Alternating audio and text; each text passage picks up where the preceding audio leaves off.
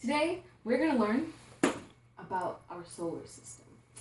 Now, in ancient days, people used to stare up at the sky and wonder and dream about what's out there beyond their land. And we had a few philosophers that we're going to talk about today, including Aristotle, Ptolemy, and Copernicus. Prior to these famous astronomers, we had a guy named Aristarchus of Samos. Alright, and this is the basis of our solar system today, actually. Pause it. Hello, friends. Today, we're going to learn about our solar system.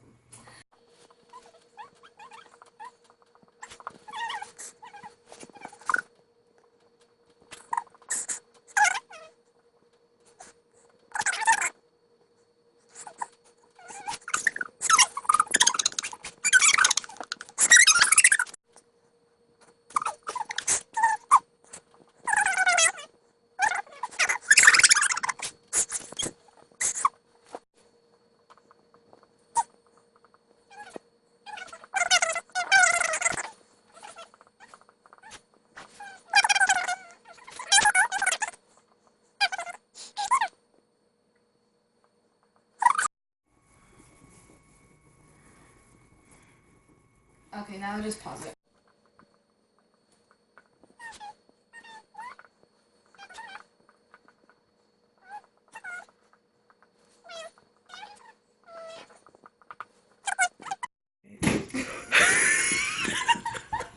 According to Aristotle, the cosmos were divided into two parts, terrestrial and celestial.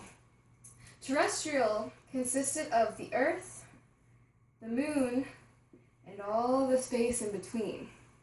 The celestial was everything above the moon. This was measured by order and perfection, while terrestrial consisted of change and imperfection. Aristotle perceived the universe as being geocentric, or revolving around the Earth, as seen here. Everything, all of the orbits were in perfect circles. Obviously, my drawing is not good. All the orbits were in perfect circles. Basically, everything in the celestial realm was perfect and orderly. We also see here that the stars were also fixed. So there was no stars out here. It was all in this perfectly circular orbit surrounding the Earth.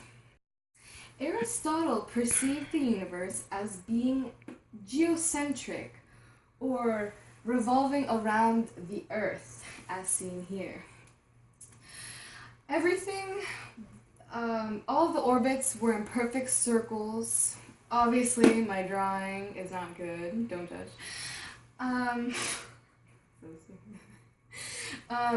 Everything was very orderly, and all the orbits were in perfect circles. Basically, everything in the celestial realm was perfect and orderly. We also see here that the stars were also fixed. So there was no stars out here. It was all in this perfectly circular orbit surrounding the Earth. And although this did not explain the reason or this didn't explain why planets seem to speed up and slow down over the course of time, but this was the accepted belief until the 1700s. This was the accepted belief until the 17th century.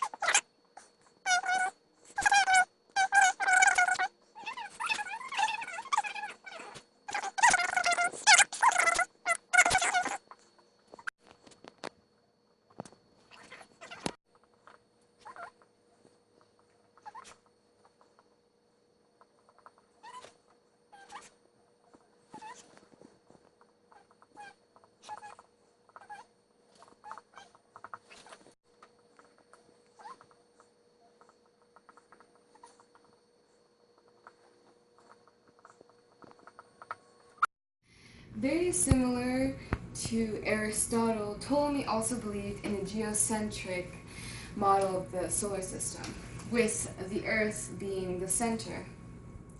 His idea was also pretty orderly, but he did have a better grasp and a better explanation for the movement of the planets.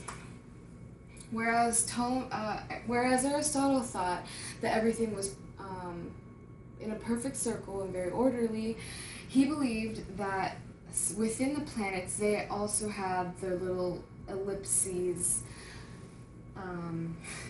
They also have orbits and ellipses within their larger orbit, which would create a better explanation for why the planets seem to move. Also, the Ptolemaic theory and the Ptolemaic model, you have infinite stars. So unlike Aristotle, where they were all just in one orbit, he believed that they were of varying distances and they were never ending. Although many of his theories and models were actually incorrect, he kept making different assumptions to help prove what he believed in. And at the time, it kind of made sense. His math was adding up somewhat, but it was definitely a flawed way of looking at the universe, and we know today that it was very incorrect, but this was believed for thousands of years. Okay. According to Ptolemy, the deferent and epicycle rotate in the same direction. And basically, as a planet here is rotating around its epicycle in this direction. Okay, wait, pause it. As you can see in the model, both the deferent and the epicycle are moving counterclockwise. And this black point here shows the center of the epicycle orbit. So this is the Earth, and this is another planet. This red line here indicates the lineup of the Earth and the other planet. This is always going to be in line. So as this rotates, and it begins rotating until it gets to this point here, basically what we are seeing is this planetary motion in the sky. These would be the stars as we are seeing them. The planet would start off here, and as this cycles, it'll be in line until about this point where it'll seem to shift and move backwards in retrograde motion. This model seemed to make a lot of sense at the time, but it still did raise many questions. But Ptolemy did come up with a couple solutions to better explain why things weren't adding up. One of them being varying the possible sizes of the deferents and epicycles, along with the speed of motion. The rates of motion.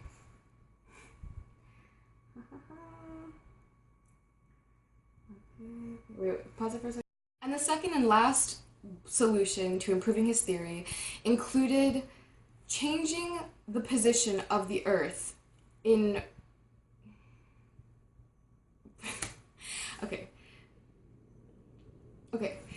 included changing the center of the deferent away from the Earth. Mm-hmm. This was called the equant. This was the new center of the deferent, and it was the same distance away from the center of... Wait, what? Never mind. Center of the deferent, not Earth. Earth is eccentric. Yeah, wait, never mind. The equant was the new center of orbit. The actual center of the deferent was now called the center, and the equant and the Earth were the same distance away from the center, except the Earth and the deferent were on opposite sides. Okay. This new idea of using the equant helped to create a new point of view from the Earth in order to further explain and more solidly explain Ptolemy's model and beliefs. This now created a constant angular motion around the equant. Okay. Unlike other astronomers, Ptolemy was pretty good at making calculations match up. Although the way he did it was very complicated, this was a widely accepted theory for over 1400 years.